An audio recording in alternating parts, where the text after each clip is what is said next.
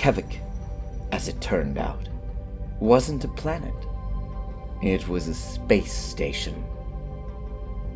As Shane approached the crown jewel of the galactic underworld, he leaned back in his seat to take in the view.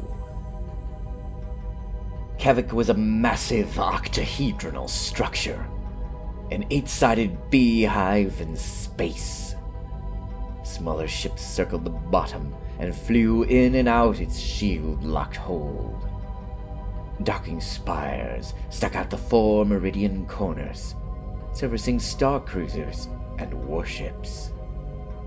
Torpedo tubes and hyperlaser turrets speckled the patch plate station's sides, leading up to a small observation tower on top.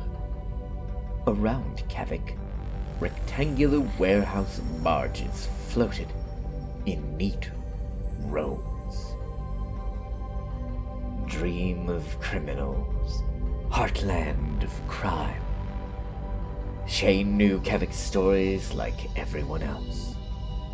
It was an underworld safe harbor, a place for folks to lay low or do business or just plain lose themselves. Narcotics, slavery, illegal arms, mercenaries and assassins, fanatic cults. If it had a name, this place could conjure it up. The boom black market society existed on Kevek, capable of supplying anything a person could want. Ships could be refitted at bargain prices. Weapons were available from every age of every civilization. The nightlife was the stuff of legends, with a shop, club, marina or theater, or dungeon, for every taste imaginable. Safe, Kevek even had its own skid rev track, not part of the official Hallstrom circuit, of course.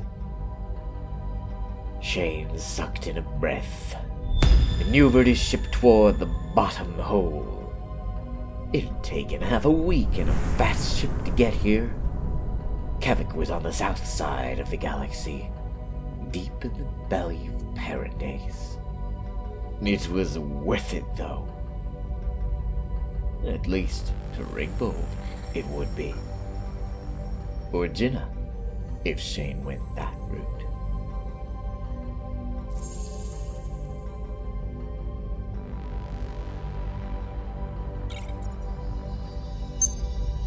He was still on the fence about which side to take in that war.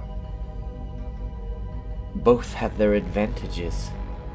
While Rigbold was unlikely to further Shane's career, his was a more stable and predictable Galena Pirates. Jinnah would make Shane her trusted first, then turn around and shake everything up. And he wasn't sure he wanted that. The shield parted, letting Shane and a half-dozen other ships through. Up they flew into the heart of Kevek. A gutted asteroid lay within, riddled with gaping craters and rifts. Kevek's main compound burrowed up and down and out from the center of this great rock. Shafts from the exterior docking spires stabbed into the asteroid, which glistened with countless green guide lights. Millennia ago, this place was a simple mining station. Its illicit dealings little more than drugs and hookers. As the mines dried up, criminals used Kevek for neutral ground, away from rivals, competitors, and the twisted justice of the Etlan Persindum. One warlord after another fortified Kevek as their base of operations. Ownership changed hands frequently, with each new master adding some feature to the station. No one knew for sure which entrepreneur blasted out the 60-level main complex, or who built the massive external shell. Mysteries lost to time. More ambitious scholars. Who owned the station now was anyone's guess. Someone did. Shane knew. Rumors abounded of a shadowy recluse at the core of Kevek. If someone knew the truth, though, they were too shy to speak it. Or perhaps too frightened. The turquoise slave walked into the cockpit, draping her arms around Shane's shoulders. Her hair was chest-length and bluish black. The irises of her eyes a solid glowing gold. A metallic stub stuck out of her spine. "Are we there, Master?"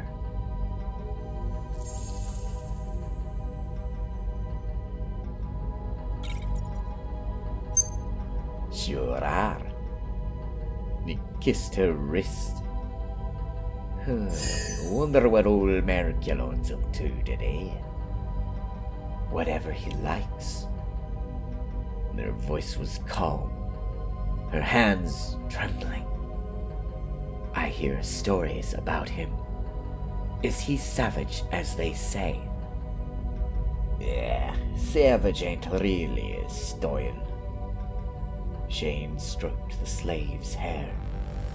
"More like detached. Nagoya's seen too much." "They say he rarely fails job. That he only takes toughest of challenge."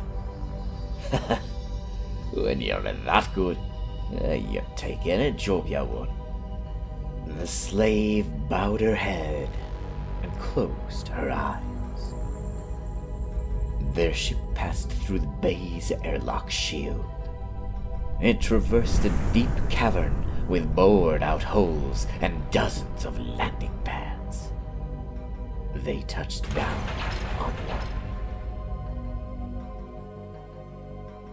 Time to go. Shane stood up and brushed past the slave. "Gear up, will ya?" "As you command." As Shane headed for the rear hatch, the human slave poked her head out of the sleeping quarters. "Am I to watch the ship?" "Say." He pointed at her. "Someone tries to steal it, you kill him.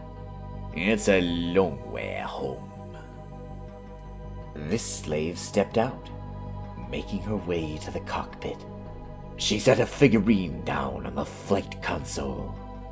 The blonde warrior girl, sword raised at a mighty black-green dragon. The slave curled up in the chair and eyed the warrior longingly. Meanwhile, Shane was joined by the first slave. She now wore black leather pants and a vest, with ornate knee-length boots. She was armed with several short blades and a bow staff. A black scarf wrapped around her neck. "Ready, Master." He lowered the exit ramp. "Let's boogie." They ventured out. The station was gritty and bursting with life. Everywhere the pirate and his slave walked, something was going on. Attendees filed in and out of a theater, showing the latest bootlegged Hollywood movies. The three men chased a woman down an alley, while the being next to Shane was pickpocketed twice. Tourist traps lay everywhere, sucking in the fools and the frauds. Whenever someone came after Shane, his slave drew her bow staff and defended.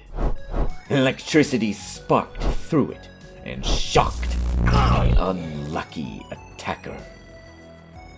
Eventually, the duo reached the center of Kevek, the towering 60-floor circular shaft with layer after layer of streets.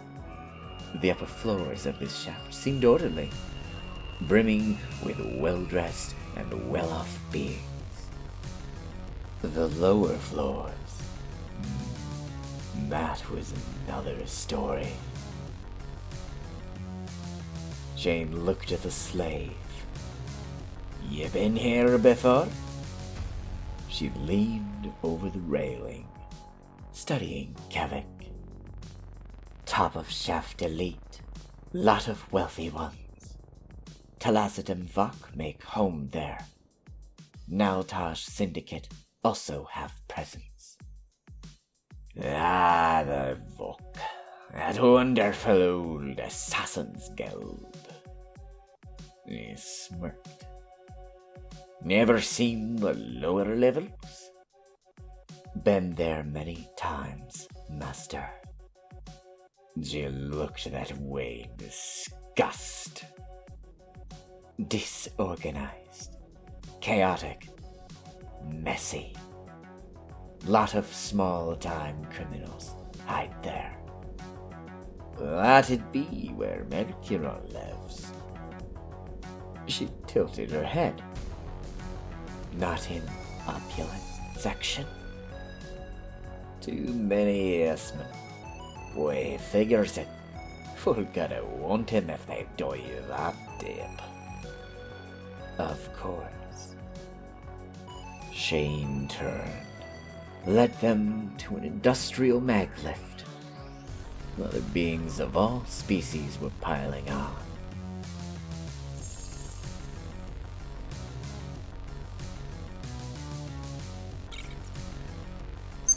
"Make room," he said, not to them, but to his slave. She stepped forward, zapped 2 passengers off with a shock staff. She grabbed Shane and pulled him on with her. "Level 57!" he shouted over the hubbub. The person closest to the controls punched it in. The mag lift descended. An eternity of waiting ensued. Shane and slave gazed out, watching level after level of the asteroid interior pass. Some levels were bigger than others. In other cases, they were simply 2 floors of one level. Through the giant 60-story hole, one hapless being fell screaming to the bottom. Another fell and laughed and used a cable launcher to swing themselves up to a level. At last, the maglift stopped at level 57. The 57 was dark and grimy, lit by blue floodlights and a haze of neofluor signs. Gambling houses and bars and brothels lined the streets, more like tangled groups of buildings built around and into the caves of the asteroid. Surly thugs punked passers-by. Whenever they approached Shane, his protector intervened.